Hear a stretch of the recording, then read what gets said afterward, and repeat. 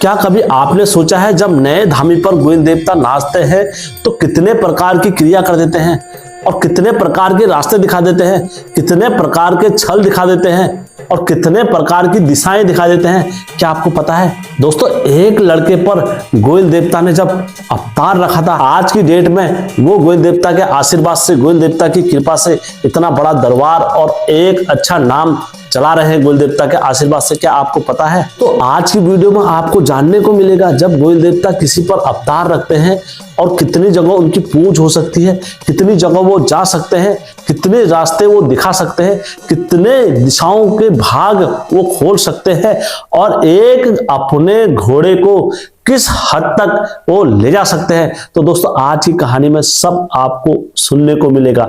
9 लाख कतीरों की फन्नी में कैसे गोविंद देवता आए और कैसे वहां की पूरी अगवान उनने अपने हाथ में ले ली, आज की कहानी में आपको सब सुनने को मिलेगा। नमस्कार दोस्तों, मैं हेमचू पहाड़ी एक सत्य घटना और लेकर आया हूं आप लोगों के बीच में। यदि आप पहली बार हेमचू पहाड़ी चैनल में आए हो या गलती से हेमचू पहाड़ी चैनल में आ गए हो तो दोस्तों मैं आपसे यही विनती करूंगा, यही गुजारिश करूंगा कि आप कहानी पूरी देखें। मैं ये नहीं कहता हूं चैनल को लाइक करें, सब्सक्राइब करें, शेयर करें, मैं इतनी रिक्वेस्ट आपसे जरूर करता हूं मानवता के नाते आप कहानी पूरी देखें। और कहानी पूरी देखने के बाद दोस्तों आपको फिर लगे वाकई में यार ये एक सच्ची घटना है और सच्ची घटना पर आधारित कहानियां हैं, तो दोस्तों फिर आपका उत्तरदायित्व बनता है हेमचू पहाड़ी को आगे बढ़ाने का और कहानियां अपने दोस्तों के साथ शेयर करने का और अपने रिश्तेदारों तक ये सत्य कथा पहुंचाने का। तो हमेशा की तरह सच्ची कहानी में आगे बढ़ने से पहले चैनल का इंट्रो।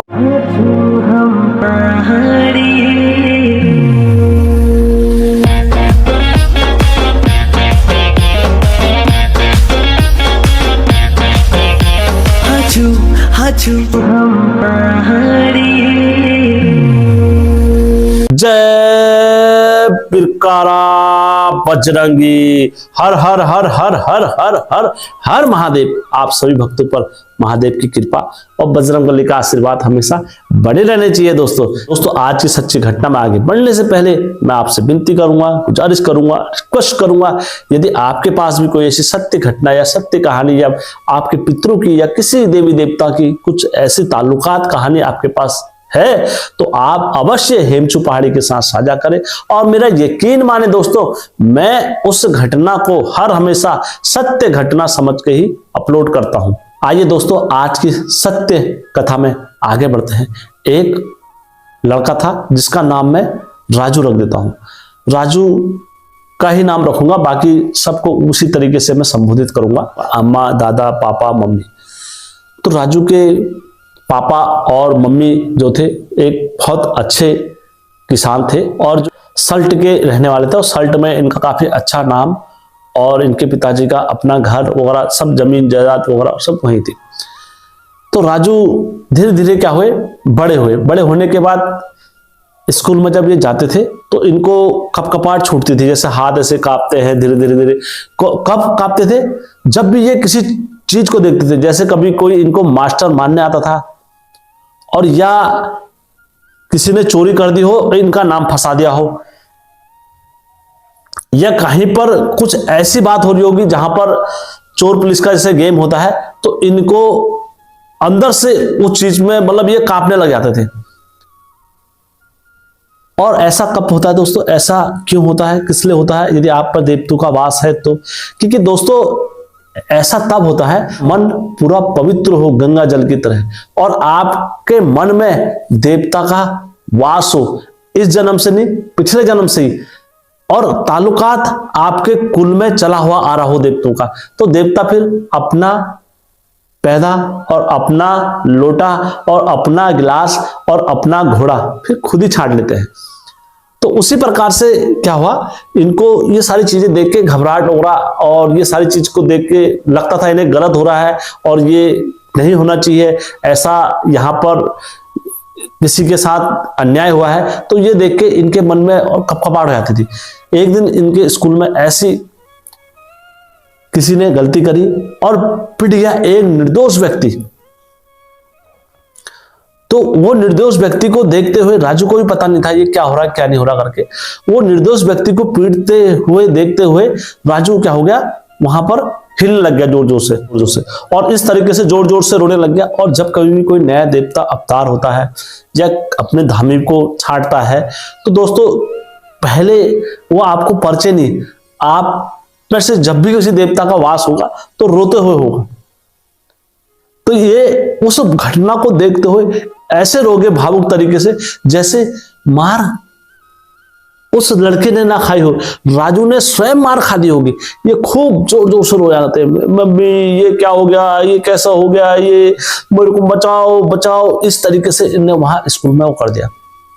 तो जो मास्टर थे वो मास्टर भी घबरा गए, मैंने कहा यार मैंने मारा किसे और रो कौन रहा है, कहीं मुझसे तो कोई गलती नहीं हो गई है। तो ये बात तुरंत स्कूल के प्रिंसिपल तक गई, उन्होंने कहा ऐसी ऐसी बात है, बच्चा रो रहा है बेफालतू में, ये करना चाहिए ऐसा। तो जब इनके माता पिता को बुलाया गया तो माता पिता से जब बोला कि यार ये तुम्हारा बच्चा राजू स्कूल में ऐसा ऐसा चीज हुई, और अपना भी रोने लगता है और ये कभी कभार कांपने लगता है, ये सारी चीजें करने लगता है। तो उन्होंने कहा यार ऐसा तो नहीं होना चाहिए, हमारे घर में तो 9 लाख कत्यूर है और 9 लाख कतूरों में तो ऐसी सारी चीजें कोई मतलब ही नहीं होता है दोस्तों। और जाहिर सी बात है 9 लाख कतूरों की फन्नी में कोई ऐसा देवता नहीं है जो आके खेल जाए, क्योंकि ये आने ही नहीं देते हैं किसी को अपने बीच में, चाहे फिर कोई भी हो। तो दोस्तों जब इनने अपने पुत्र सुपुत्र को देखा, राजू को, ये भी भावुक तरीके से रोने लगे और इनकी माँ भी रोने लगी कि यार हमारे पुत्र को क्या हो गया, आज हमारे दैत्य कहाँ गया, आज दैत्य ले हरेगी, हमारा कुछ नहीं हो पा रहा है और ये इतनी छोटी उम्र में इसको स्कूल में इतना परेशान हो गया, अब ये कैसे जाएगा स्कूल। अब जब ये घटनाएं होती है तो माँ बापू का भी फिर स्कूल में बच्चे को भेजने को मन नहीं करता है। तो उसी प्रकार से फिर इनने क्या करा, अपने पुत्र की दाढ़ियां वगैरह दिखाने लग गए, कभी कहाँ ले गए, कभी कहाँ ले गए, कभी कहाँ ले गए, इसी तरीके से ले गए। तो एक जगह बंगाली वीर देवता के धामी के पास भी ले गए। तो बंगाली वीर देवता के धामी ने इन पर बताया कि इस पर शैतान लग गया है और ये शैतान की पूजा करावा। तो उन्होंने कहा ठीक है, आप हम शैतान की पूजा भी कर देते हैं। तो दोस्तों वो मुर्गा लेके आए, बकरी लेके आए और खूब सारी चीजें लेके आए, जो जो उनने मंगाया वो लेके आए और उन्होंने कहा ये पुजारी है, इसको हाथ साथ जाओ और चढ़ा देना। तो दोस्तों वो ले गए वहां पर और ले आने के बाद उसको बकरी हकरी सब चढ़ा दी। लेकिन घर आने के बाद बच्चा फिर रोने लग गया जोर जोर से। फिर ले गए बंगाली वीर देवता के पुछारे के पास, उन्होंने कहा प्रभु ये तो तुमने पुछारा करे थे, उन्होंने कहा इसकी पूजा गलत हो गई, गलत तरीके से हो गई और ये गलती वहां पर हो गई। तो उन्होंने कहा ठीक है प्रभु फिर क्या करना चाहिए, उन्होंने कहा दोबारा से पूजा पड़ेगी। उन्होंने कहा ठीक है प्रभु हम दोबारा से दे देंगे, हमारा लड़का राजी खुशी रहना चाहिए। उन्हें दोबारा से पूछ तैयार कर दी। दोबारा से जब पूछ तैयार करी तो वही चीज दोबारा से चले गए और वही इस बार जो गुरु थे वो दूसरे चले गए। और जब दूसरे गुरु जी गए थे वहां पर तो उन्होंने विधिवत नियम से वही पूजा करी। पूजा करने के बाद ये दोबारा घर में आए तो बच्चा फिर रोने लग जाए जोर जोर से। उन्होंने कहा यार ये क्या हो रहा है प्रभु, ये क्या चक्कर है, क्या कैसा हो रहा है, तुम कह रहे हो ये सारी चीजें और बच्चा हमारा उसी कंडीशन में है। तुमने कहा 3 दिन का समय देना, 4 दिन का समय हो गया, बच्चा फिर रो रहा है रात को और रोज को परेशान कर रहा है, रात को रोज परेशान कर रहा है, ये क्या हो रहा है क्या नहीं हो रहा है। तो उन्होंने कहा यार हमें तो समझ में नहीं आ रहा है। तो उन्होंने फिर गए पुछारे के पास बंगाली वीर देवता के, उन्होंने कहा प्रभु क्या हो रहा है और क्या करना चाहिए हमें बताइए, ये तो रास्ता बड़ा भ्रमित हमें डाल दिया है। तो फिर लास्ट में बंगाली वीर देवता ने कहा ऐसा है मेरे समझ में नहीं आ रहा है और जो भी मुझे तो आज भी वही शैतान दिख रहा है। अब मैं कैसे इसको बोल दूं ये क्या है क्या नहीं है करके, मेरे को तो शैतान दिख रहा है, फिर से इसकी पूजा खराब चली गई है, अब ये कर दे।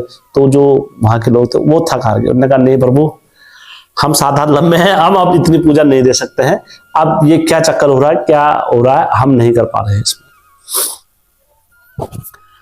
तो अब इन्हें क्या करा, इन्हें कहा अपनी जो इनकी आमा थी, इन्हें कहा आमा के मैथ में ले जाया जाए इसे एक बार, और वहां से हमने कहा हमारा वंश वहीं से चला हुआ है तो एक बार आमा के मैथ में ले जाया जा सकता है और वहां पर ले जाने के बाद वहां से बबूती हबूती लगा के लेके आ जाएंगे। जब बोलते हैं थक सब जगहों से थक हार जाते हैं तो कहीं से कोई वो नहीं मिलता है, तो ये फिर अपने मैथ पे गए। एक बच्चा जिसको ये पता नहीं था देवता क्या होते हैं, एक बच्चा जिसको ये पता नहीं था गोयल कैसे नाचता है, एक बच्चा जिसके दिमाग में कभी ये भी नहीं था कि मेरे पर कभी देवता आ सकते हैं, क्योंकि इनके घर में स्वयं इतने बड़े बड़े डंगरिया थे, तो इनने कभी ये विचार भी नहीं रखा। इनने सोचा कि छल लग गया है, अब हमको मकोड़ जाना पड़ेगा। तो ये अपने मकोड़ में गए, वहां अपनी आमा के मैद गए, यानी कि राजू के मकोड़ में। तो राजू के मकोड़ में जब गए वहां पर, तो वहां पर जाने के बाद जैसी इनके घर में पहुंचे, घर में पहुंचने के बाद इन्होंने कहा दाजू ऐसी ऐसी बात है, हमारी लड़की की तबीयत खराब हो रही है और काफी टाइम से किसी ने बोला शैतान लग गया, किसी ने बोला क्या लग गया, किसी ने क्या लग गया, किसी ने क्या लग गया। अब आज हम ये आशा के कारण ये ननक मकुटों में आ रही हूँ, और मैंने सुना है मकुटी देवता तो परचुनी देवता होते हैं, और मकुटी देवता का तो आशीर्वाद ही काफी होता है। जिस घर में मकुटी देवता का आशीर्वाद होता है उस घर में कभी कुछ नहीं होता है। जैसे इन्हें ये वचन बोले, जिस घर में मुकुट के देवी देवताओं का आशीर्वाद होता है कभी कुछ नहीं हो सकता है, तो उसी देर में ये वचन बोलने तक और ये वचन मुख से बाहर आने तक दोस्तों वहां पर क्या हो गया, जो उनका लड़का जो बोल रहा था, हर समय कांप रहा था, हर समय वो कर रहा था, तो वो लड़का अचानक से खड़ा हो गया, और अचानक से खड़ा होके और इधर उधर घोर घोर से देखने लगा, और घोर घोर से देखने लगा, घोर घोर से देखने लगा, और उसकी आंख में आंसू आने लगे, और आंसू आने लगे, इतने आंसू आ गए वहां पर, और वहां पर रोके हुए और कहा आज इतने सालों बाद मैं अपने उस स्थान पर आया हूं, आज इतने सालों बाद आज मैं अपनी उस चौखट पर आया हूं। ये बच्चे बोलने लग गए, ये बोलने लगे किस चौखट पर आया हूं, क्या बोल रहा है ये बच्चा क्या बोल रहा है, बताओ बताओ, ऐसा तो नहीं बोलना चाहिए, बच्चे कोई छोटा बच्चा है, हे आज ये मकुट में आके भी ऐसा बोल रहा है, आज मकुटी देवता कहाँ गई, आज इस बार मकुटी देवता के लिए छाया नहीं है इस बच्चे पर।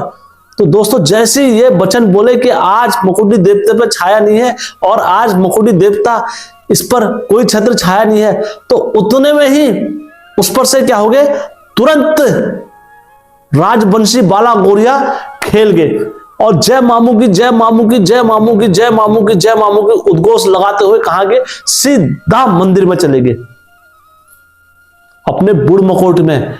और बुढ़ मकोट के मंदिर में जाके दोस्तों इन्होंने वहां पर नगमस्तक हो गए, और नगमस्तक होने के बाद दोस्तों जब तक मकुटी देवता का आशीर्वाद रहता है तब तक तुम्हारा कोई बाल बांका नहीं कर सकता है, ये तो सत्य है। मकुटी देवता का आशीर्वाद हर हमेशा चलता है, चाहे धूप में, चाहे छाव में, चाहे कहीं पर भी हो।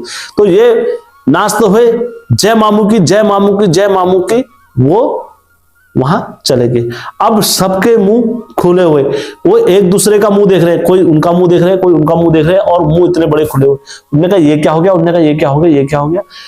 जिस बच्चे को यह पता नहीं था कि गोयल देवता कैसे नाचते हैं, जिस बच्चे को यह पता नहीं था कि यहां मेरा बुढ़ मकोड़ है, जिस बच्चे को यह पता नहीं था कि उस सोनिया का नाम क्या था जो इस घर की वहां थी, तो आज वो बच्चा कैसे इस तरीके से इनके थान में और ठीक उसी स्थान पर गया जहां पर इनका थान था पुराना और पैतृक, और वहां पर जाने के बाद ये नगमस्तक हो गए और जय मामू की जय मामू की जय मामू की जय मामू की जोर जोर से अंदर उद्घोष लगाने लगे।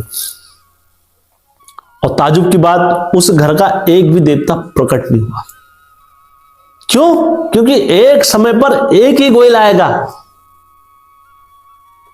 तो जैसे इनने बोला जय मामू की करके इनने बोला, इन्होंने कहा परमेश्वर महाराज तुम जय मामू का उद्घोष लगाने वाले और जय मामू का नारा लगाने वाले, जय मामू का जोर जोर से इतना अट्टहास करने वाले कौन से देवता हो, हमें अपना नाम और परिचय दो। और आज तुम ये बुढ़ मकोट में बैठे हो, इस बुढ़ मकोट से हमें अपना परिचय दीजिए ताकि हम आपकी रहा रीति और पूजा का विधि विधान अच्छे से कर सके। तब जाके उस बच्चे ने उस जगह से बोला, मैं यहां से उस स्थान पर गया था जहां मैंने इनका वंश चलाया था। उस टाइम पर इनका वंश इस कगार पर था कि अगर मैं नहीं जाता तो आज इनका वंश भी नहीं रहता। लेकिन आज इन्होंने अपने सब देवताओं को पूछ दिया, आज इनने अपने सब 9 लाख कचरों को पूछ के और अच्छे से स्थापित कर दिया। लेकिन गोयल कहां गया इनका?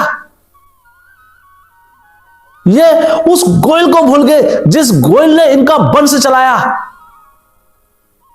ये उस राजवंशी बाला गौरिया को भूल गए जिस गौरिया ने इनके घर के एक से बढ़कर एक संकट को काटा। आज मुझे इस बच्चे पर अवतार लेना पड़ा।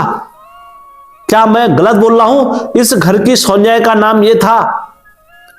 उन्होंने कहा हाँ सत्य वचन प्रभु, तुम सही बोल रहे हो, इस घर की सोनिया का नाम ये था। इस घर से जो सोनिया बिता के ले गया था उसका नाम ये था। उन्होंने कहा हाँ प्रभु ये था। और इस सोनिया ने इसके साथ वहां पर इतना अत्याचार हुआ। सोनिया ने और वो सौकार ने मुझे वचन दिया था, गोयल तो हमारे घर का भला करेगा तो तेरा मान सम्मान कभी कम नहीं होगा उस घर में। फिर आज उस घर में मान सम्मान क्यों मेरा कम हुआ?